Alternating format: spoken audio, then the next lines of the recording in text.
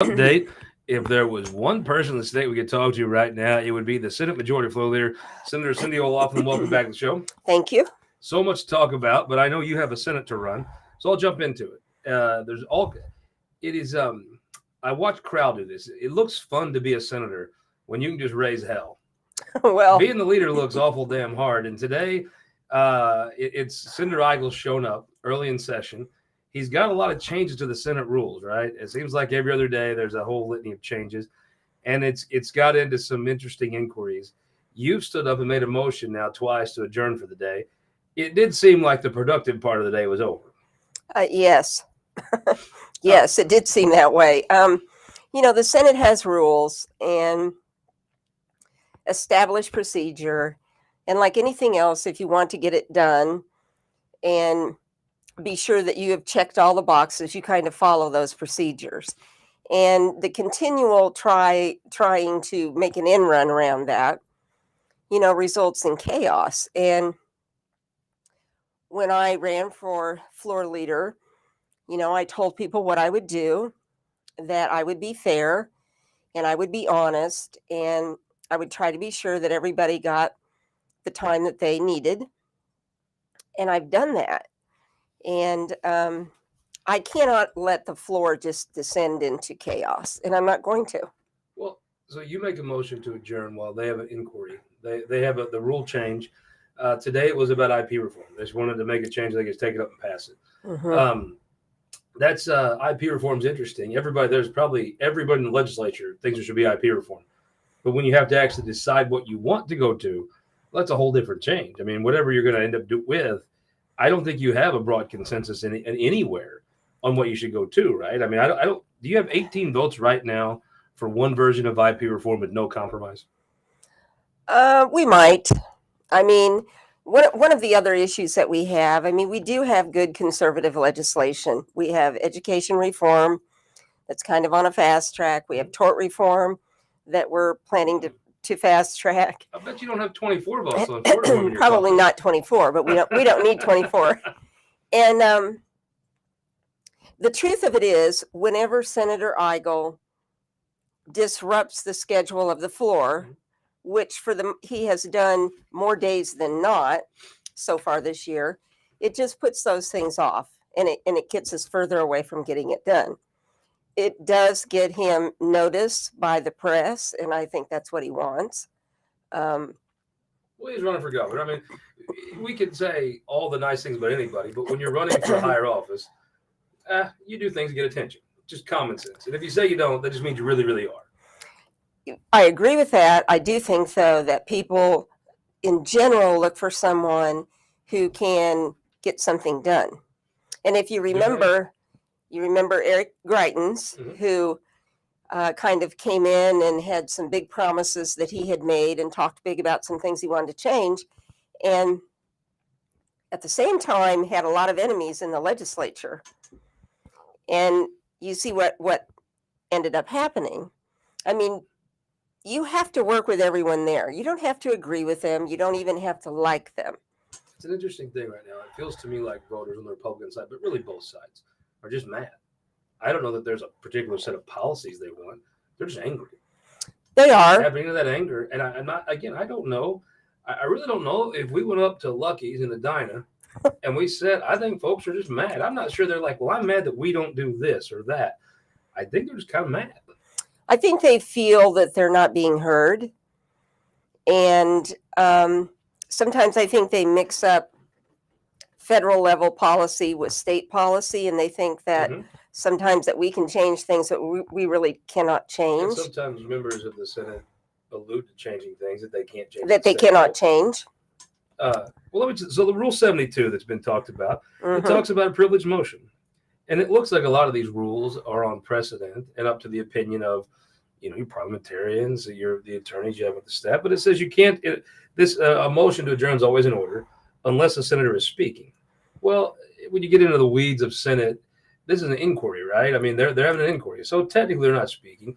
Would you say that is if they're speaking on a bill? They can't make a motion to adjourn? I mean, if you read through the rules, I think it's clear that in context, they are saying you can't interrupt a senator who's speaking about a bill or making a motion about a bill. Or do a roll call, right? Correct. So, none of that was happening.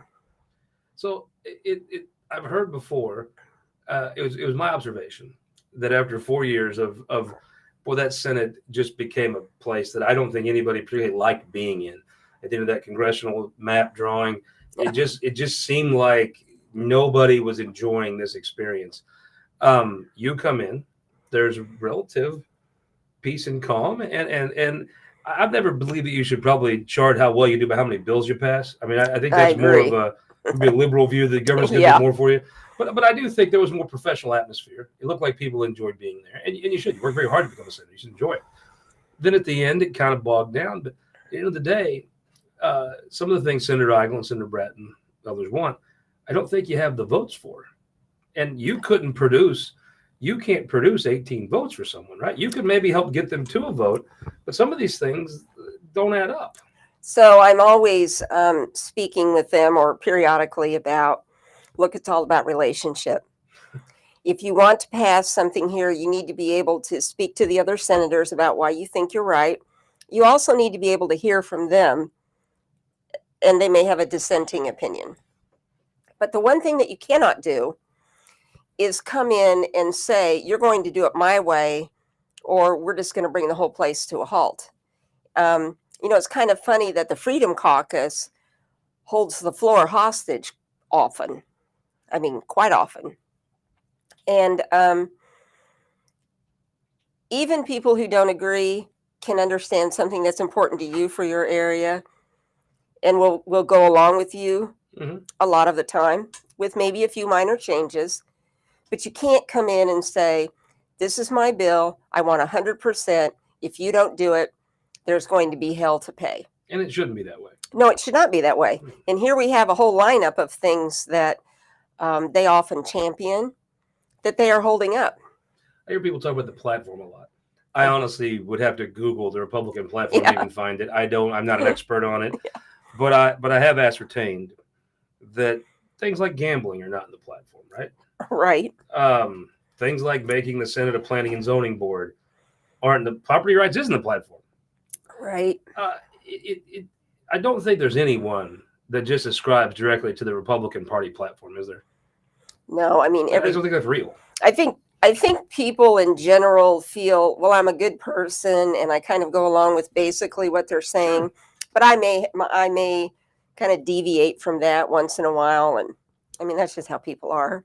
Well, I don't think, I mean, if a party got together and had a platform, you wouldn't need legislators.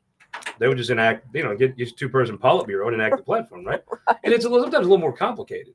Like I've watched people that want to reform government and they realize, well, if I change this thing that makes sense, these other 5 unintended consequences fall down and the whole thing's just a cluster.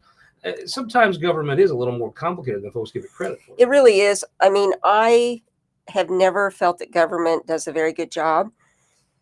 Not that there are not good people in it, but that there's no measurement of what you're accomplishing. Mm-hmm. There's no comparison of, okay, we spent $10 million on this year. What did we get for the $10 million? Are we telling them what we want? There's no performance metric, and I think there should be. So I guess just to put a ball in this part of it, as session moves forward, I get to sit up in the cheap seats and watch.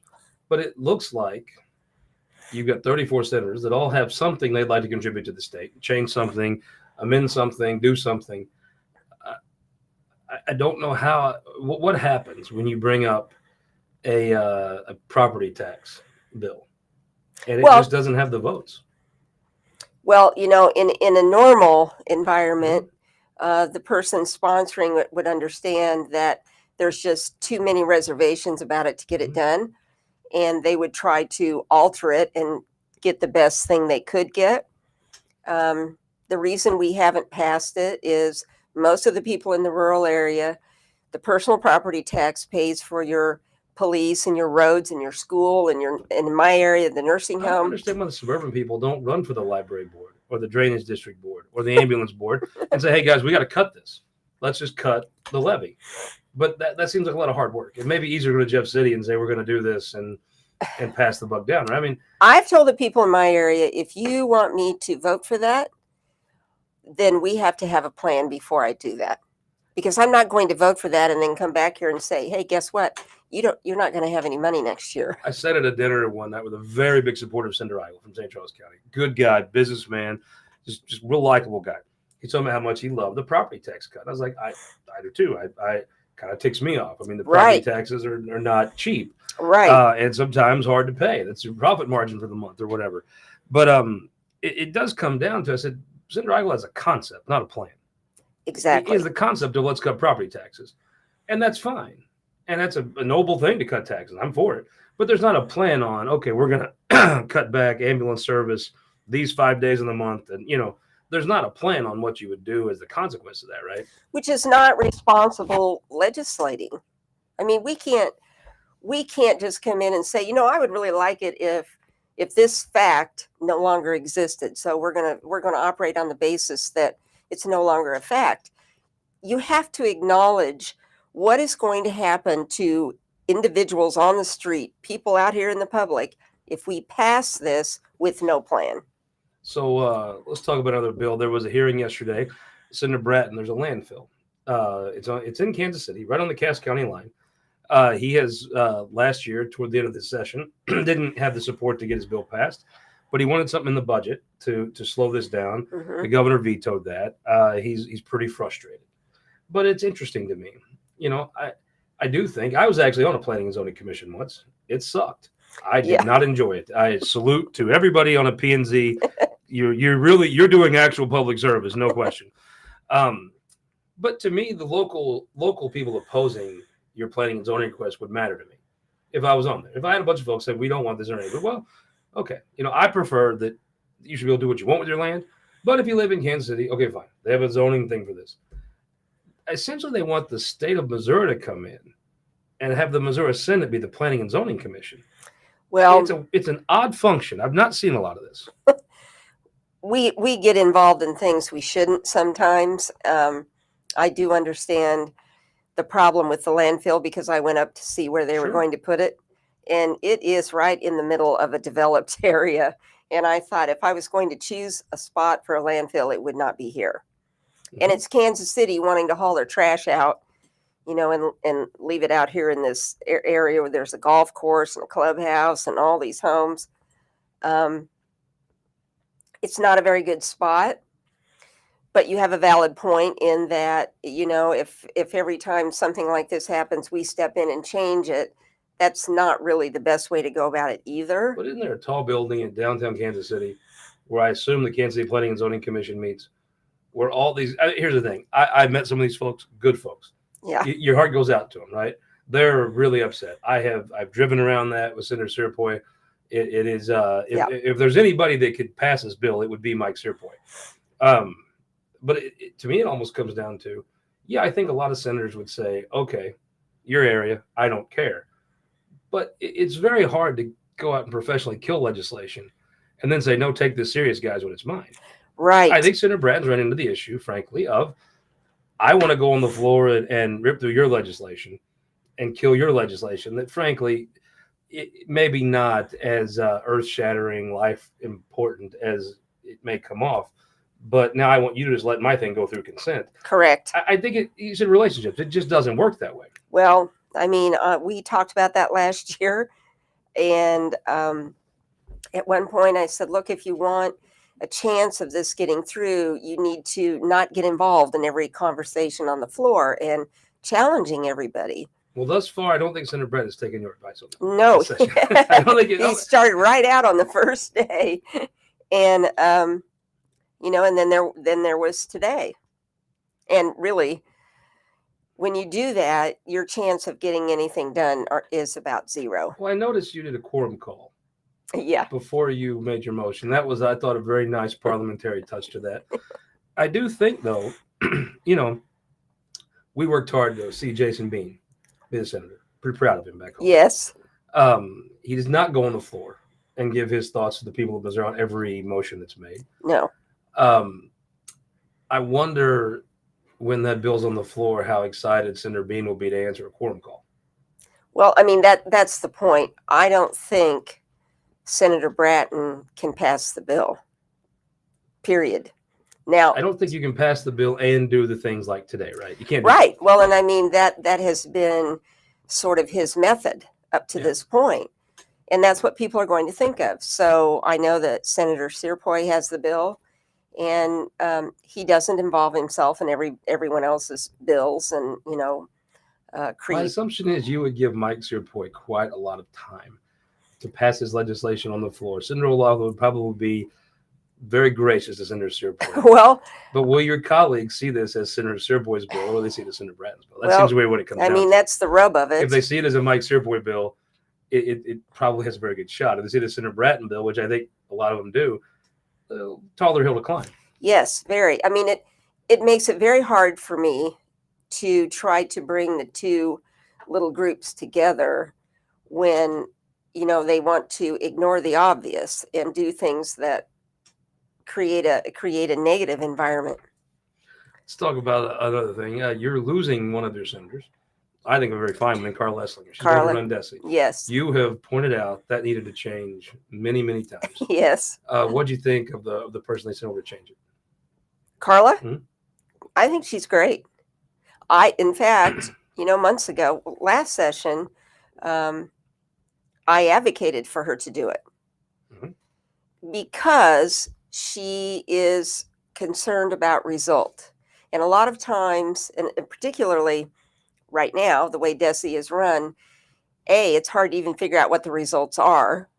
And B, regardless of what they are, it doesn't seem to matter. It does matter to Carla. And she does understand education, both from the federal view, which, I don't think we need them giving us their view, but nonetheless, they exist. And she also has worked at Desi before. She's been a superintendent. She knows what it takes to run a school, and I think she'll do a great job. It was interesting. You've said change. I used to roll my eyes. Yes. I had my corn man moment. You were right. I was wrong.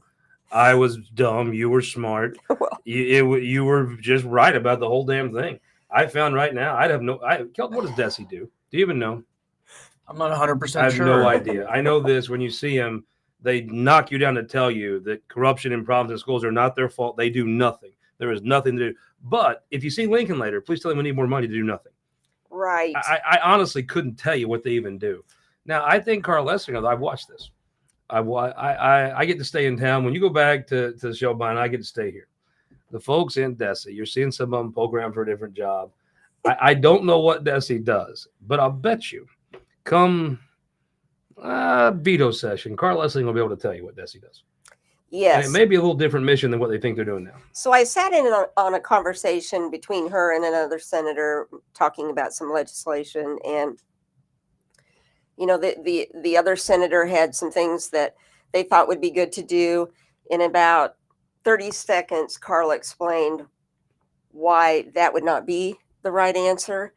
And, that is the kind of person that you need, someone who does understand the rules and maybe wants to do what you want to do to get a better result, but knows how to get there. She has a plan.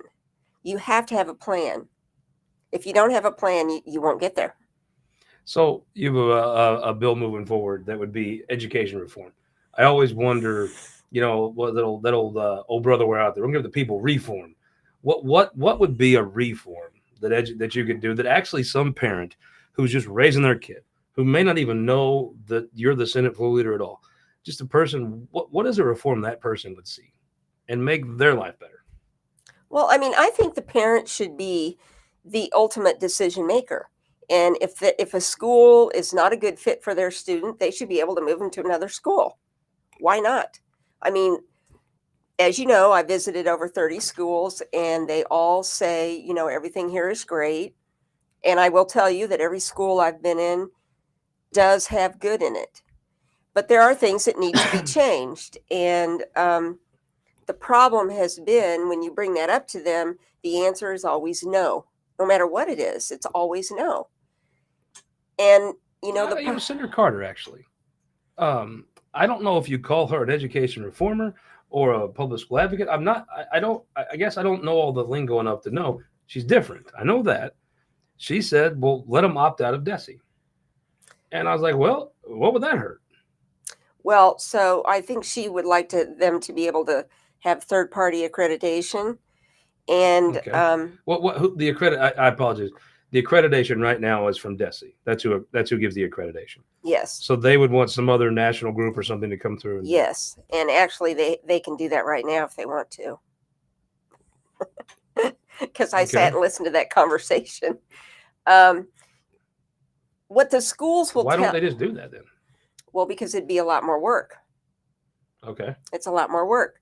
So right now, what happens is you get a checklist and you check off if you're doing all these things that they're supposed to be doing. Well, if I say it's like when I went to Weight Watchers, if I didn't have to get on the scale, I would say, well, look, I weighed myself before I got here and I lost weight. Yeah. Which is not true. I'll take the weight loser of the week. Yeah, that'd be great. So if you have a checklist that you can just check off and say, I'm doing those things and no one is verifying it, that's going to be a lot easier than if you go to a third party who's going to say, okay, well, let's look at the results. Let's do these things. And it could cost more money and be more work. So what are you going to do? Probably go with a checklist. So if you reform something, the one thing I do here that actually made sense to me was, okay, if you let students go wherever, DESE has books and books of things to analyze, passed by the state, a lot of it, mandated, to check on a school and assess their abilities. Some of these private schools, they don't have all that accountability. Do you take and make the account? If you're going to let parents decide, do you let the accountability be the same? Either cut or add to? Well, no. I mean, I'm a big private school advocate, and I know some private schools, and I think the parental choice is the key. If the parents think the child is learning what they should be learning, if it's a good learning environment, if they can read and do math, which, we have very poor outcomes in those right now from the public school. I mean, that's what matters. So where would the accountability be on the testing? You'd give the same. Well, they're being accountable to the parent. They should be accountable to the parent. But how would the parent know if they have a good school if there's not some metric, some test, I guess, you'd give? Well, I mean, every school gives tests. I'm saying I am not an advocate for the state to step into a private school and tell them how they have to operate. They don't have state money.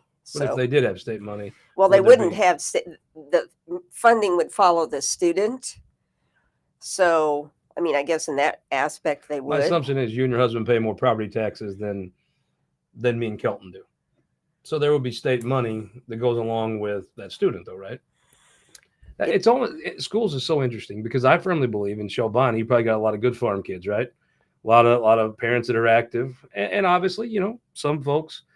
I would say maybe active parents are worth 5 government programs, and it's hard. Yes. It's hard to figure out how to just say, well, parents being active, and sometimes maybe single parents work 2 jobs. They don't have sometimes there's so many hours in the day, but my view is if it's no coincidence that they have a good school.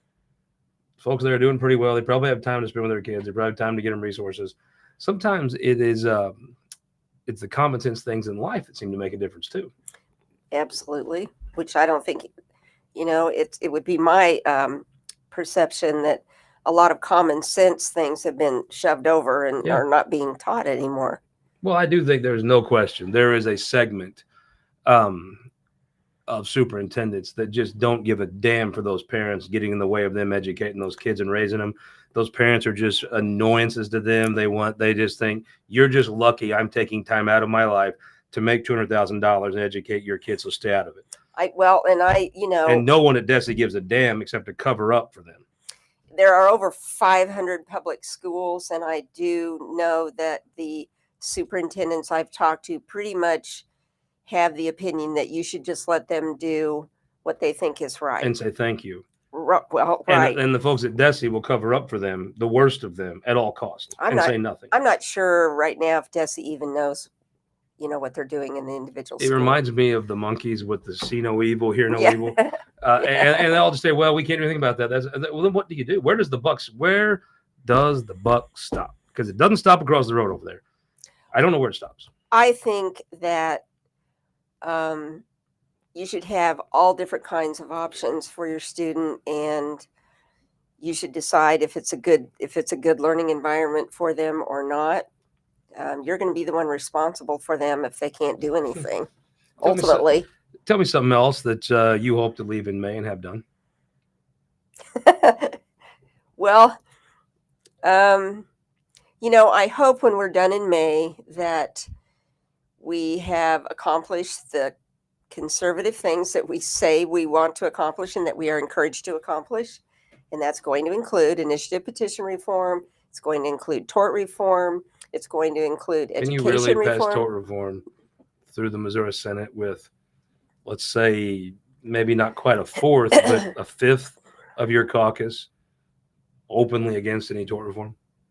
Well, they all say that they support the party platform. So I'm thinking. But that's going to be a shock to some of the folks on those ethics commission reports. Yes. I don't know that they've been saying that at the fundraiser. What I tell people is what you think is happening here often is not what's happening. Of course, yeah. And you have to kind of be on the Let inside. me ask you a question. Do you think, as the leader of the Republicans, that the Republicans such as Senator Rader, Senator Gannon, yourself, do you do enough to tell, I guess, specifically Republican activists what you're doing? Because I do think sometimes folks from other more suburban districts will be very loud and define what happens. Do you think that you could? There is an argument that you should ratchet up your communications, especially to your members, the base of your Well, party? I have a podcast now. That's what I was leading towards. Oh, I don't know if it's a great production, but How I'm do folks find it? What's it called and all that? Hard Truth. Yeah, I read that. That's appropriate. Yeah, and I just tried to kind of go over what happened during that week and what actually takes place rather than what they might hear took place. So this week will be, an interesting one. I do. The first week was funny because It's kind of vanilla. They ended with Senator Bernstein and Senator Hoskins, and they couldn't refer bills, so it killed a week of all Yes. these things that had to happen. None of them could even be started in committee because you killed a week with the fighting over. It's like, I don't know how you get offended by something Senator Bernstein says in an interview. Yeah. I've interviewed Senator Bernstein. It is blood from a stone. Yeah. I mean, he is not the chattiest guy you're going to run into. I don't know how you get worked about something he said, but I guess it happened. So some of those things got delayed, but when you break down an issue like tort reform, do you really think you can pass tort reform? Maybe. Like schools, it does seem like the temperature is rising to the level of you either do something this year or next year something. If you don't take the medicine this year, next year is going to be stout. So I'm a believer in trying to bring all sides together and do something that everyone can live with. That's actually out there, right? I do think that I saw Carla Esslinger. She had a grandbaby the last week of last session. Yeah. I'm not sure if that grandbaby had came a week later, there might have been the framework, maybe not passed because it was an odd time, but it felt like there was a kind of framework for some sort of agreement. And I mean, to me, that's the way the process is supposed to work. I have strong convictions about where I think we should end up, as does each of the other 33 people in the Senate. So you have to sit down with them and work through it. I mean, you can pass something that does have horrible unintended consequence. And I think that is more likely to happen if you don't listen to the people who don't agree with you. Mm-hmm. I mean, if all you do is talk to the people that agree with you 100%, you're missing at least half of the conversation. I noticed last week, Senator Curtis Trent, new senator from Greene County, he had this really tough draw. Senator Eigel had inquired of him, who does handle himself very well on the floor, a senior senator. He couldn't turn around. It was right behind him. He had a bit of a coming out party. I thought he handled himself very well. Curtis is my support animal because he's always real level and smarter than hell. He's very smart. So, I thought he did very well. He did great. He really did. I mean, Senator Eigel can bring heat on that floor. He's done it for a long time. He's a bully. Oh, absolutely. On the floor. He's a bully. And I thought Senator Trent not only did a good job, he kept his cool. Yes. And he couldn't look around. He couldn't look. And it's hard with somebody behind you who's got that big towering. Yes. And you can't turn around because of the Senate rules. And I thought it was a hell of a day for him. I think people need to concern themselves with, those people who they have elected to represent them. I feel like, we have a job to do, and if you're running for something else, fine. But we have a job right now that we're supposed to be doing. If the leaders in the legislature handed you the pencil and said, "What does IP reform look like?" What do you think it should look like? Well, I thought that we should have the concurrent majority.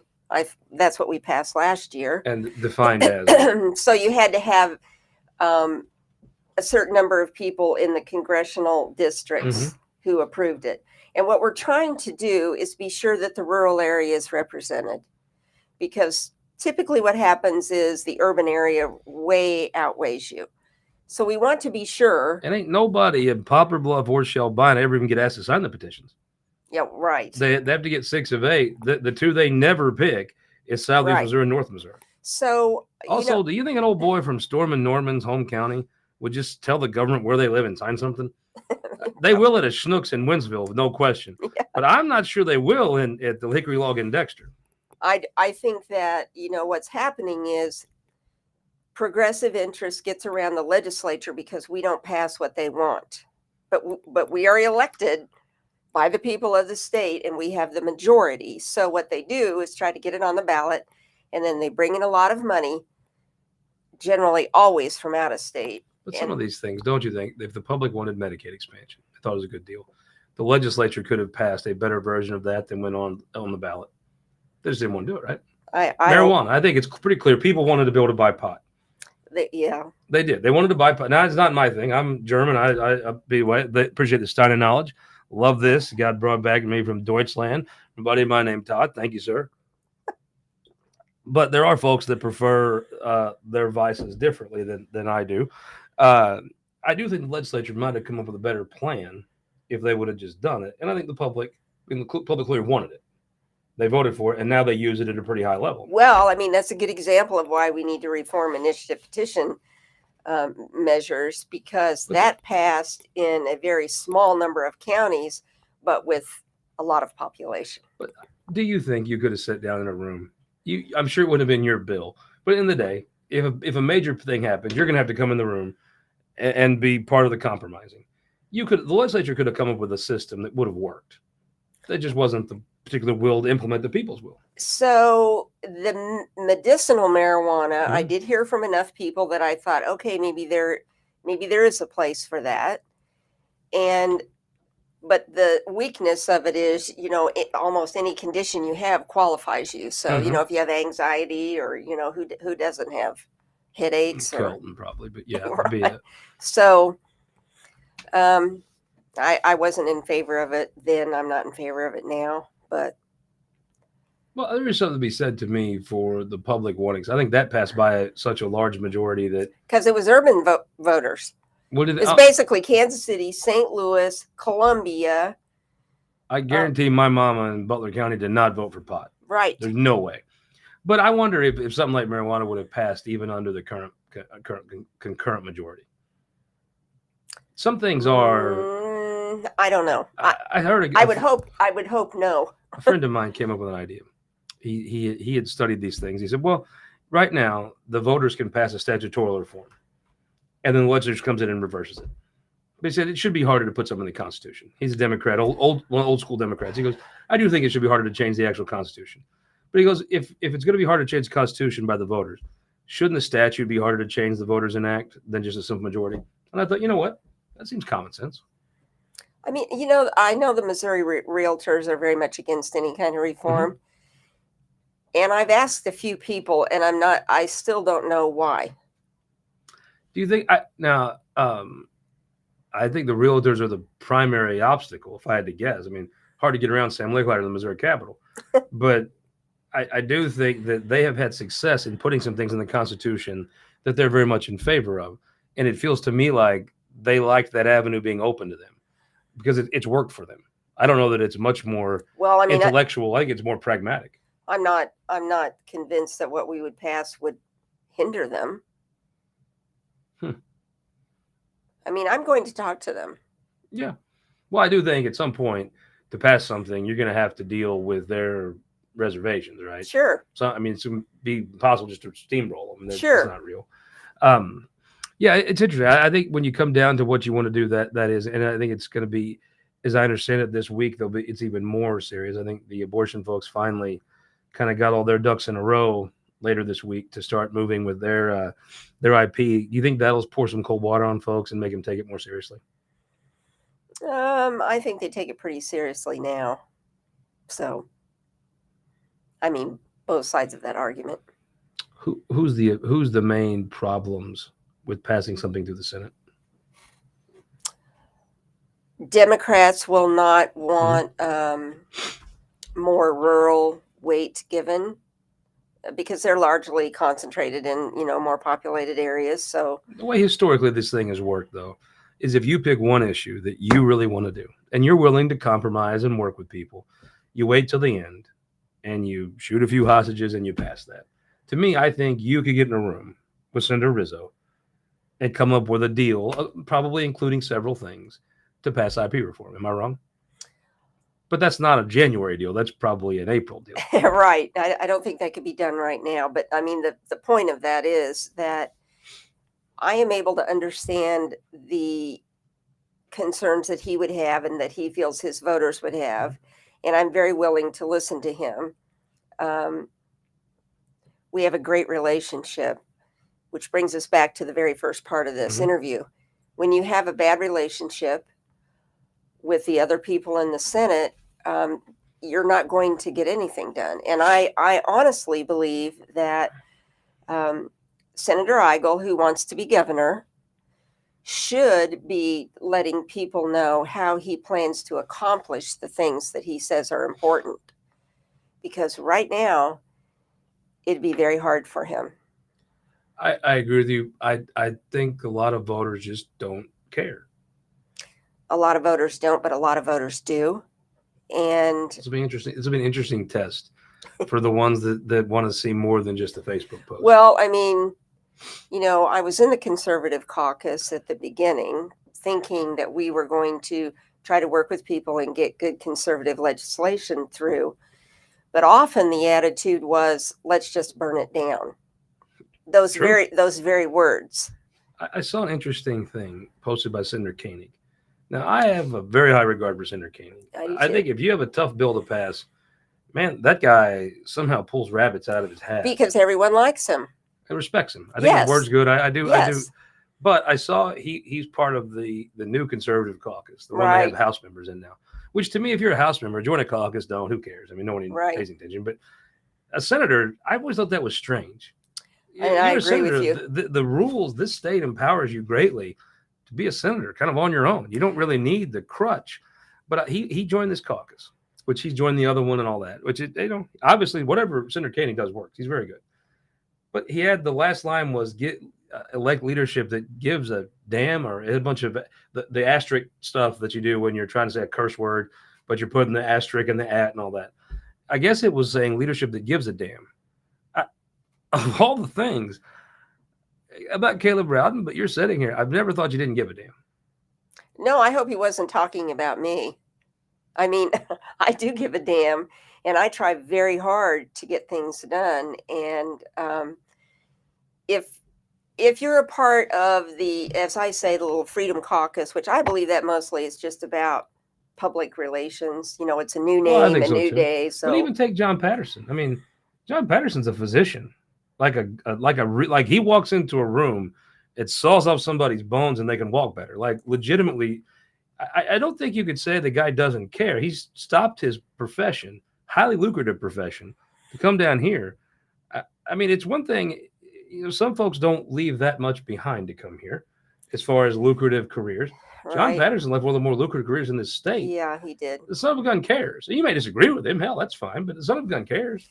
Well, I mean, if you look at the group, a lot of whom are running for a statewide office, what I believe their whole goal is to say, look, we could have gotten this done, but everyone in here is a rhino. Yeah. We are the real solution for all the problems. The reality is that they have destroyed enough floor time and ability to get along with other senators that even if they have a great solution, sometimes it's going nowhere. All right. You've got a Senate to run.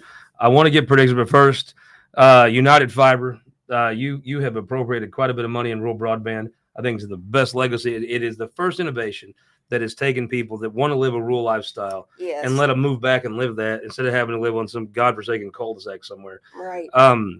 Nobody does it better than United Fiber up in Savannah. The people in St. Joseph are wanting the rural fiber to come into the urban area.